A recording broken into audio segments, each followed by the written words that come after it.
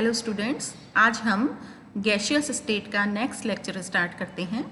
आज का टॉपिक है कोलिजन नंबर अर्थात संघट्ट संख्या एवं उसके बाद हम पढ़ेंगे मीन फ्री पाथ अर्थात मुक्त माध्य पथ या माध्य मुक्त पथ। आइए सर्वप्रथम हम पढ़ते हैं कोलिजन नंबर। कोलिजन नंबर अर्थात संघटन संख्या या नंबर ऑफ कोलिजन टक्करों की संख्या हम किस प्रकार से डिटरमिन करते हैं।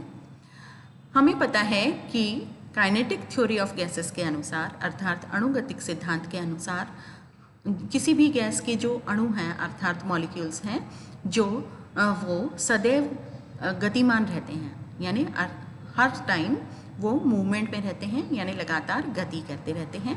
और इनकी गति जो होती है वो सीधी रेखा में होती है अर्थात स्ट्रेट लाइन में ये गति करते हैं। जब तक कि वे अन्य अणु अथवा पात्र की दीवार से ना टकरा जाएं तब तक तो यह सीधी रेखा में गति करते हैं।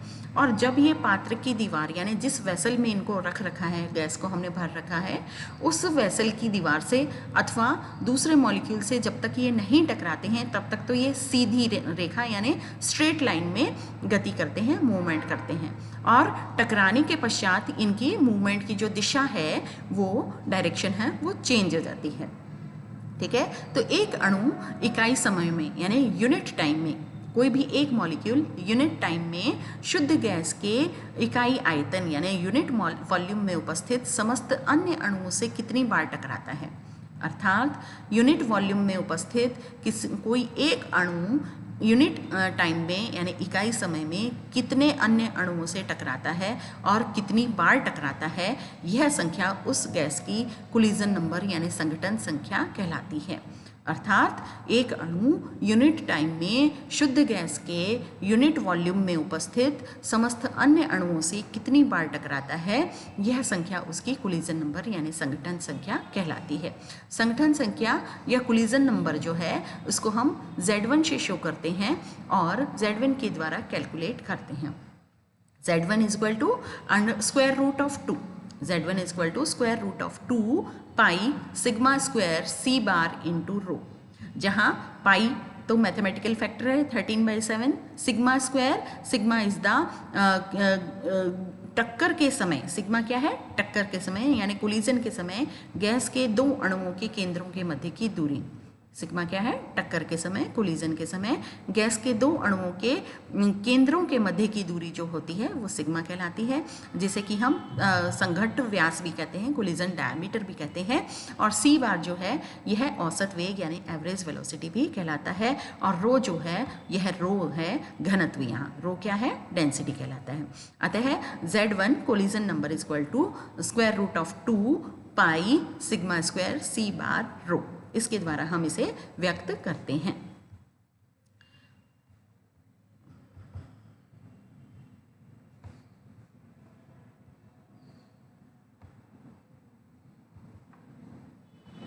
इसके बाद नेक्स्ट हमारे जो संघटन कोलिजन नंबर है इसमें हम देखते हैं कि इकाई समय में गैस के इकाई आयतन में टकराने वाले अणुओं की संख्या, यानी Z1 वही इकाई समय में गैस के इकाई आयतन में टकराने वाले अणुओं की संख्या यानी कोलिजन करने वाले अणुओं की संख्या कितनी है, square root of 2 pi sigma square C bar rho, इसके बराबर होती है। और चूंकि किसी भी एक टक्कर में जब एक कोलिजन होगा, एक टक्कर होगी तो उसमें दो अणु तो दो मॉलिक्यूल्स तो होंगे ही होंगे, तो किसी भी एक टक्कर में दो अणु उपस्थित होते हैं तो इकाई समय में यानी यूनिट टाइम में शुद्ध गैस के इकाई आयतन में होने वाली कुल टक्करों की संख्या यानी टोटल नंबर ऑफ कोलिजन, क्योंकि एक कोलिजन में दो मॉलिक्यूल्स हैं तो टोटल नंबर ऑफ कोलिजन्स कितनी हो गई, टोटल नंबर ऑफ कोलिजन्स जो होंगी वो Z11 के बराबर होगी। और Z11 किसके बराबर होगा, Z11 is equal to Z1/2, क्योंकि वो जो Z1 हमने फैक्टर निकाला था, कैलकुलेट किया था, डिटरमिन किया था, उसमें दो मॉलिक्यूल्स इन्वॉल्व थे। और दो मॉलिक्यूल्स इन्वॉल्व होने के कारण अब हमें चूंकि कोलिजन नंबर केवल एक मॉलिक्यूल की कुल टक्करों की संख्या निकालनी है, कुल कोलिजन नंबर निकालना है, तो कुल कोलिजन नंबर को ज्ञात करने के लिए, डिटरमिन करने के लिए हम क्या करेंगे, इसे Z1 को 2 से डिवाइड कर देंगे। तो Z11 is equal to Z1/2, और Z1/2 क्या है, Z1 था हमारा square root of 2 into pi sigma square square under root C bar जो कि एवरेज वेलोसिटी है इनटू रो, ये तो हो गई Z1 की वैल्यू और डिवाइडेड बाय 2। तो इस प्रकार से हमने सिंगल मॉलिक्यूल्स के नंबर ऑफ कोलिजन्स की उसकी कितनी टक्करों की संख्या होती है उसको हम कैलकुलेट कर लेते हैं। तो इस प्रकार से हमें प्राप्त हो गई टोटल नंबर ऑफ कोलिजन्स। तो टोटल नंबर ऑफ कोलिजन्स कितनी प्राप्त हुई हमें, ये टोटल नंबर ऑफ कोलिजन्स को हम आगे देख सकते हैं कि हमें इसको किस प्रकार से लिख सकते हैं कि स्क्वायर रूट ऑफ 2/2 को हम 1/√2 भी लिख सकते हैं। तो 1/√2 पाई sigma square C bar into रो। तो ये हमारा हमें टोटल कोलिजन नंबर मिल गया। एक मॉलिक्यूल किसी भी गैस के प्रत्येक मॉलिक्यूल की टोटल कोलिजन नंबर कितनी हो गई, टोटल कोलिजन नंबर की वैल्यू हो गई हमारी Z11 is equal to 1/√2 into pi sigma square C bar and rho. तो ये हमें इस प्रकार से कोलिजन नंबर प्राप्त हो जाता है। नेक्स्ट टॉपिक है हमारा मीन फ्री पाथ या मुक्त माध्य पथ, जिसे कि मुक्त माध्य पथ कहते हैं या माध्य मुक्त पथ कहते हैं। मीन फ्री पाथ कि कोई भी अणु है वो कितनी दूरी तय करता है टक्कर के दौरान, ठीक है, टक्कर से पहले एवं टक्कर के दौरान कितनी दूरी तय करता है उसको हम मीन फ्री पाथ कहते हैं। किसी भी गैस के समस्त अणु गतिशील होते हैं तथा गति करते हुए, किसी भी गैस के समस्त अणु जो हैं वो गतिशील होते हैं तथा गति करते हुए वे एक दूसरे से लगातार कोलाइड करते रहते हैं, यानी टकराते रहते हैं। मूवमेंट करने के दौरान वो आपस में एक दूसरे से टकराते रहते हैं। और दो अणुओं के टक्करों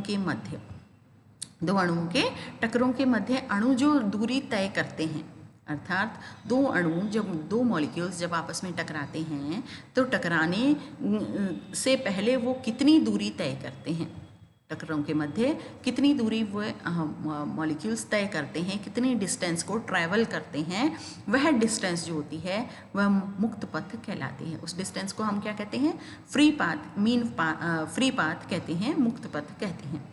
अब चूंकि पात्र में गैस के अणु बिखरे हुए होते हैं और अतः किन्हीं दो अणुओं के मध्य की दूरी क्या होगा, पात्र में गैस के अणु बिखरे हुए हैं और किन्हीं दो अणुओं के मध्य की दूरी अन्य किसी दो अणुओं के मध्य की दूरी भिन्न भिन्न होती है। किन्हीं दो मॉलिक्यूल्स के बीच की दूरी और दूसरे अन्य किन्हीं दो अणुओं के मध्य की दूरी, ये दोनों आपस में भिन्न भिन्न होंगी, अलग अलग होंगी। मान लीजिए कोई दो अणु ज़्यादा पास में हैं और कोई दो अणु ज़्यादा दूर हैं, तो इनके मध्य की डिस्टेंसेस अलग अलग होंगी। और टक्कर से पहले यानी कोलिजन से पहले किसी भी अणु द्वारा तय की गई दूरी के औसत को, ठीक है, तो कोलिजन से पहले किसी भी अणु के द्वारा तय की गई दूरी के औसत को, कितनी डिस्टेंस वो कवर कर रहा है, कितनी डिस्टेंस ट्रैवल कर रहा है, उसका एवरेज, उस औसत को क्या कहेंगे, माध्य मुक्त पथ कहते हैं, मीन फ्री पाथ कहते हैं। तो मीन फ्री पाथ क्या हुआ कि कोलिजन से पहले किसी भी अणु के द्वारा ट्रैवल की गई डिस्टेंस के एवरेज को हम माध्य मुक्त पथ कहते हैं, जिसे कि हम किससे प्रदर्शित करते हैं, इसे हम L से प्रदर्शित करते हैं। और इसे हम इस प्रकार से शो कर सकते हैं कि ये किसी भी गैस के मॉलिक्यूल्स हैं, ये मॉलिक्यूल्स लगभग आपस में टकराने वाले हैं। तो किन्हीं भी दो मॉलिक्यूल्स, मान लीजिए A मॉलिक्यूल इससे टकराने वाला है, तो A मॉलिक्यूल इस मॉलिक्यूल B मॉलिक्यूल से टकराने से पहले कितनी डिस्टेंस ट्रैवल करता है, उस ट्रैवल की गई डिस्टेंस के एवरेज को, क्योंकि यह यहाँ टकराने के बाद D2 यहाँ से डिस्टेंस ट्रैवल करेगा, यहाँ से इस अणु से टकराने के बाद यहाँ से D3 डिस्टेंस को ट्रैवल करेगा और यहाँ से टकराने के बाद D4 डिस्टेंस ट्रैवल करेगा, D5। तो इन सभी डिस्टेंसेस के औसत को यानी एवरेज को, है ना, उस एवरेज को क्या कहते हैं, हम माध्य मुक्त पथ कहते हैं। तय की गई दूरी को माध्य मुक्त पथ कहते हैं। तो इस प्रकार से आज हमने पढ़ा कोलिजन नंबर कि कोलिजन नंबर क्या होता है। कोलिजन नंबर जो होता है किसी भी एक अणु के द्वारा कितनी नंबर ऑफ कोलिजन्स की गई, किसी भी एक अणु ने कितनी नंबर ऑफ कोलिजन्स की दूसरे अणु गैस के अन्य अणुओं के साथ, समस्त अणुओं के साथ, वो नंबर ऑफ कोलिजन्स को हमने ज्ञात किया। यह वैल्यू हमें प्राप्त हुई Z11 is equal to 1/√2 into pi into sigma square into C bar into rho जहाँ डेंसिटी थी, सी बार जो है वो औसत वेग है, सिग्मा स्क्वायर जो है वो दो अणुओं के केंद्रों के मध्य की दूरी है, किन्हीं दो मॉलिक्यूल्स के के अणुओं के केंद्रों के मध्य की दूरी है, सेंटर्स के मध्य की दूरी है, और पाई जो है वो 13/7 मैथमेटिकल फैक्टर है। तो इस प्रकार से नंबर ऑफ कोलिजन्स हमने Z11 को पढ़ा। इसके बाद हमने पढ़ा मीन फ्री पाथ कि मीन फ्री पाथ क्या होता है, किसी भी एक मॉलिक्यूल के द्वारा कोलिजन से पहले ट्रैवल की गई डिस्टेंस का जो एवरेज होता है, क्योंकि ट्रैवल की गई डिस्टेंसेस अलग अलग मॉलिक्यूल्स में अलग अलग होती हैं, तो उसका हमने एवरेज निकाल लिया कि नहीं दो मॉलिक्यूल्स के मध्य की डिस्टेंस अलग होगी कि नहीं दो अलग दूसरे मॉलिक्यूल्स के मध्य की डिस्टेंस अलग होगी। तब हमने सोचा कि हम इसका एवरेज ले लेते हैं।